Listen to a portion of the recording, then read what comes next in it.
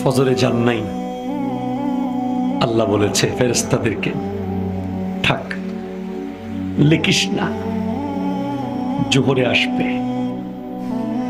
আমার বান্দা তো,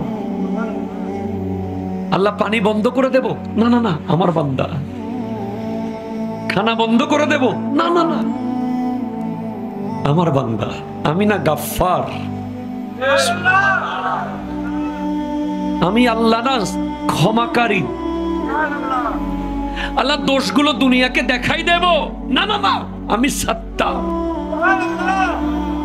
রহমতের চাদর দিয়ে ঢেকে রেখেছেন। আপনি জান নাই, আপনাকে হাইয়া আলাস সালাহ বলার পর আবার হাইয়া আলাল ফালাহ বলেছেন।